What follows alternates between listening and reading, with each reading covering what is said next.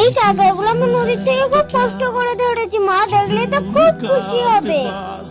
আজ একটা পয়লা বছরে আমি ছেলেটার জন্য কিছুই ভালো মন্দ রান্না করতে পারলাম না।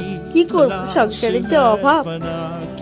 মা, ও মা দেখো, আজ আমি নদীর থেকে কত বড় বড় কাঁকড়া ধরে এনেছি। সে কি বাবা, নদীতে তো কুমির থাকে, তুই নদীতে কেন গিয়েছিস কাঁকড়া ধরতে? মা, বন্ধুরা জোর করলো তাই তো গেলাম। মা দেখো কত বড় বড় কাঁকড়া ধরে নিয়ে এসেছি। কিন্তু মা বড্ড খিদে পেয়েছে, তুমি কি রান্না করবে?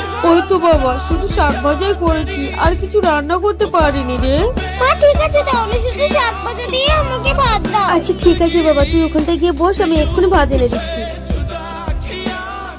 মা, খাসি কি শুধু বড় লোকেরা খায়, আমাদের মতো গরিবরা খায় কে না? বলেছে খায় না? আজকে আমাদের সময় খারাপ তাই আমরা খাচ্ছি না। তবে হ্যাঁ, ভগবান আমাদের দিন দিলে আমরাও একদিন খাচ্ছি, তবে কেমন? আর হ্যাঁ, এখন তুমি শাকটা দিয়ে খেলেও রাতে কাঁকড়া রান্না করে দেবো।